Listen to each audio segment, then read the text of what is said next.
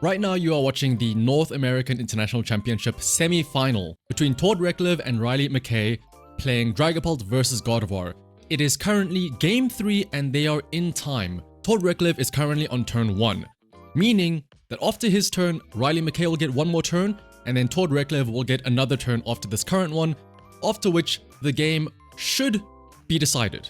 That is regular time rules. And then if there is no conclusive winner after that third turn during time, then the game is declared a draw. However, because this is Top Cut, there has to be a winner to move on to the finals. So, what you're about to see is arguably one of, if not the smartest move, where the correct answer was to do nothing, as counterintuitive as it sounds. But first, let's go over Tord's turn as he ends his turn 1. He attaches an energy to his second Reklev to get that ready for another attack, decides to switch over into his main Dragapult that is energized with the Neo upper energy, and then knocks out the active Gardevoir with Phantom Dive. Unfortunately for Tord, he does have to place the 6 damage counters now, which will inevitably get flung back by the Monkey Dories, but it's something you have to do. So he tries to minimize the amount of damage that can be flung back by separating out the damage with 1 on the Pheasantipity, 1 on the Clefairy, and then 2 on each of the Monkey Dories, so that between each of the Monkey Dories they cannot fling back 3, but instead only 2 or 1. And with that, Tord is now on 3 prizes and so is Riley. Riley has 1 more turn left and then so will Tord. They are both on 3 prizes. Now, Riley has a Lily's Clefairy in the active, no Gardevoir, a Pheasantipity and 2 Monkey Dories, both of which are now energized. And in this scenario, remember, Riley can definitely not get a 3 prize turn here, and realistically speaking, Tord cannot get a 3 prize turn either. But here is where the whole special circumstance of this being a single elimination bracket round is. There cannot be a tie. So, if after the 3 turns, so after Riley and Tord's turn, they are both equal on prizes like they are now, whoever is up on prizes would win, and if they are equal on prizes, whoever takes the next prize card would win. So in theory, if Riley were to KO the Dragapult right now, he would go down to 1 prize, and if Tord is unable to get a return KO, Riley would win. However, here's the issue though.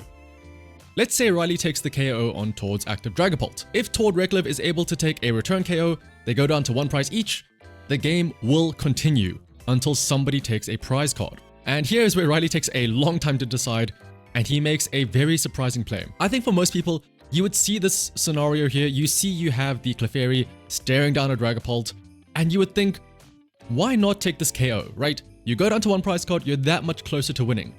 But here's the thing, are you really that much closer to winning? And I think Riley demonstrates a huge lesson here.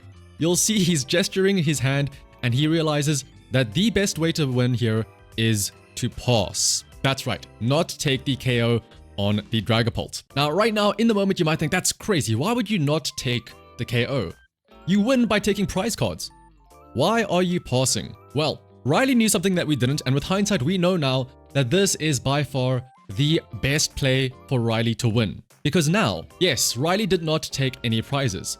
However, Tord cannot take a prize card either. So on turn 3, if Tord is unable to take a prize card right now, they will still be equal on prizes, which means that whoever takes the next prize card would win, and if it passes back over to Riley, he has this Clefairy ready to KO the active Dragapult no matter what. Effectively speaking, Tord has to win this turn. And there is a way he can win, that's the thing. That is why this is scary. Tord has a jamming tower in his deck, and if he finds that jamming tower, he will win because that will remove the Bravery Charm on the Clefairy, allowing Tord to get the KO. But here's the issue. If we take a look at Tord's deck list, he only plays 1 copy of Jamming Tower. The odds of him finding this Jamming Tower is a bit better than 1 in 60 because he's played through all of his cards, but there is only 1 possible out for Tord. Now compare that to, say, if Riley did take the KO on the Dragapult. Riley goes down to 1 prize card left, sure, cool. Tord still has to now get this KO just to even equalize. Either way, Tord has to find a KO on his turn 3. However, in this scenario where Riley passed, Tord has 1 out, that is Jamming Tower. If Riley were to take the KO with Clefairy, Tord's outs suddenly increase by a lot. Firstly, it activates Pheasantipity, so he gets 3 more cards to draw. Great. And instead of having to find a Jamming Tower, now all he has to do is find Blood Moon Ursaluna, because he does have the Dracloak with an energy on it, so he has a free, or not a free retreat, but he has a retreat option. So all he has to do is find either Blood Moon Ursaluna, a Brock Scouting, or his Ultra Balls. Now yes, he has played some of them already, but still, the amount of outs that Tord has in this hypothetical scenario is so much more. Combine that with the increased amount of draw from Pheasantipity, and Tord being able to get a return KO is much higher in the scenario where Riley takes his Dragapult out. And then, yes, they are still tied on prizes, but it goes back to Riley's turn where his board is going to be just 3 Monkey Dories and a Pheasantipity. He is not going to be able to take a KO, which means that it will then pass back to Tord on his turn. Now yes, Blood Moon Ursaluna won't be able to attack twice in a row, but how will Riley be able to get through that Blood Moon Ursaluna in the active? All Tord has to do is wait one more turn, and then he has a KO on whatever Riley puts down, which would win him the game. So passing here actually had the best chances for him to win by not taking a KO, as counterintuitive as it sounds. And you'll see here, off of the recon directives, he doesn't find anything. He finds Ionos and Buddy Buddy Poffins, which do not help him, and then he has to play an Iono. Well, he plays Buddy Buddy Poffin to check the deck to see Jamming Tower is in there. So now Tord has to play an Iono and hope that he finds that Jamming Tower off of these next 3 cards. And you'll see he finds a Psychic Energy and 2 other cards that, well, 1 other card that we don't know. But you'll see after those 3 cards, he does not find Jamming Tower.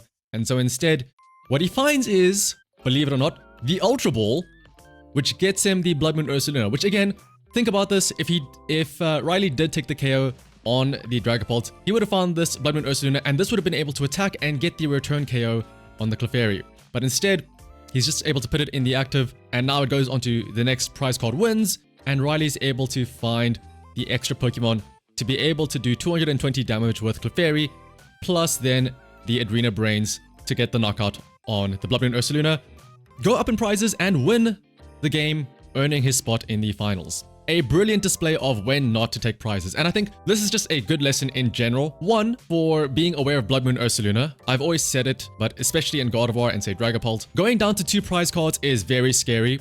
1, because Briar is always an option, and 2, suddenly 2 prize cards means that Blood Moon plus Energy and a boss means that your Pheasantipity on the bench becomes easy 2 prizes. And that's why I always advocate for both Dragapult and Gardevoir that you always want to try and take 3 prize cards for the win. But because Gardevoir and Dragapult have the ability to set up the damage for 3 prize card turns, you should absolutely always go for it whenever possible. But this is also just another good lesson on not taking KOs, and a lesson that I think not many people also realize is knowing how to win is one thing, knowing how you can win, like I said, taking prize cards, but knowing how to deny your opponent the win is also a very valuable lesson. And right there, that was Riley showing a display of not how he wins, but how he can stop Tord from winning. Now again, this was a very specific scenario. This was on time and the whole prize situation of next prize card wins, which for the most part, I think many people won't find themselves in. Had this been any other match, this would have just been a tie because neither team or neither player would have been able to take 3 prize cards. But I would like to now show off a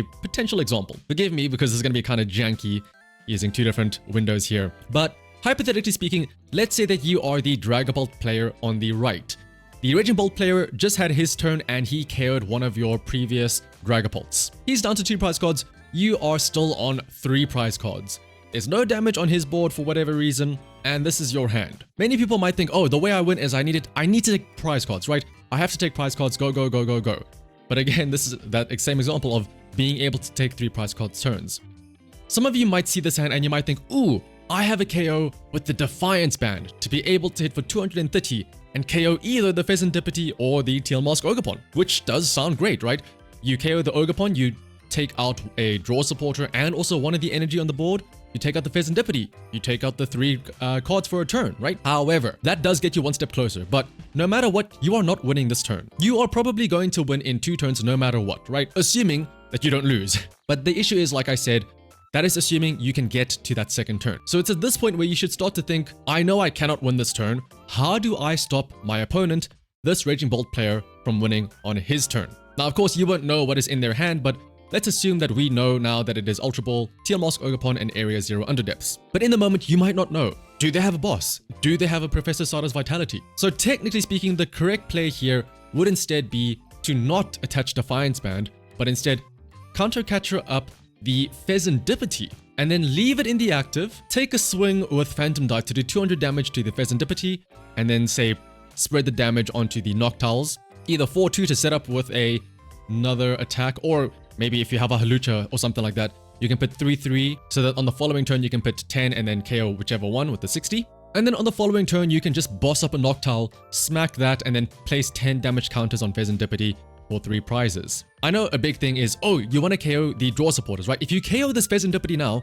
it denies them the 3 cards that they can draw. Another way you can deny the Pheasantipity is by just not taking a KO, because that is a guaranteed way that no matter what, they will not be able to use Flip the Script on their following turn. If you were to take out this Pheasantipity, what if they draw a Night Stretcher? Suddenly, they have access to Flip the Script again. Also, if you were to take out this Pheasantipity, then the Raging Bolt is able to come back into the active and it is now a threat again.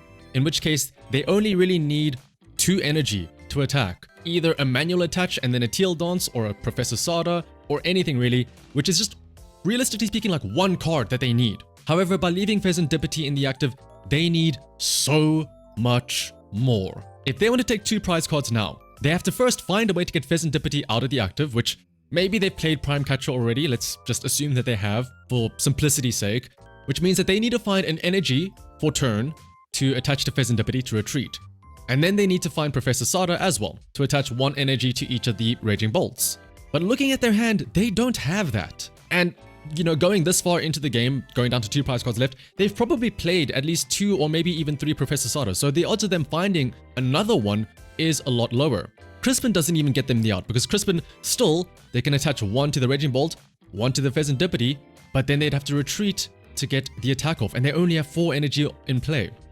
Again, they don't have another Grass in hand. I am simplifying things a lot, but assuming you look at their discard pile, maybe, you know, I'm making a lot of assumptions here. They've used up a lot of resources, which makes sense considering Raging Bolts, you know, they like to dump all of their resources by the time it's this late into the game. They're down to 2 prize cards left. Another scenario is that, let's say you were to KO this Pheasantipity. If you go down to 1 prize card left, now they have Ultra Ball in hand. They can just find the Blood Moon Ursaluna, and then all they need is 1 energy, and then all they need is a boss's order to be able to boss up your Pheasantipity. So if you KO Pheasantipity here, there are quite a few outs for this Raging Bolt player. There's Professor Sada, there's a boss's order, there's an Earthen Vessel. Let's not forget the possibility of them drawing with Mew for some more cards as well, finding Night Stretcher to get Pheasantipity back. There are quite a few outs. Whereas here, by leaving the Pheasantipity in the active, it makes it a lot more cumbersome. It makes it a lot more difficult for the Raging Bolt player to find their attack, to find their win, which guarantees you that next turn, which would guarantee you the win. Now again, this is just one example. There are many other examples, like for example the Tord Reklev versus Riley McKay match, but I think the thing I'm trying to emphasize the most here is that knowing your outs is one thing, knowing your opponent's outs is another great thing, which is also why, again, more often than not, keeping a good understanding of the meta, knowing matchups, and knowing roughly what your opponent's decks can do and what they're capable of, and roughly what lists they are playing can also help out. For example, again, Riley probably knew by now, especially going into game 3, he probably had a good read on what Tord's deck was like, so he probably knew that there is of course the Jamming Tower, but he knew that there's maybe only 1 Jamming Tower total. So he knew that the odds of finding Jamming Tower were significantly lower than finding a Blood Moon Ursaluna, which made this pass play so smart. Now, I'm not saying that you should go into your matches now and start passing your turns for no random reason, but I think the moral of the story is sometimes it's better not to take KOs, just to deny your opponent resources, which I think is just a generally good lesson to learn, especially again as a Dragapult or Gardevoir or even Marnie's Grimmsnarl player now.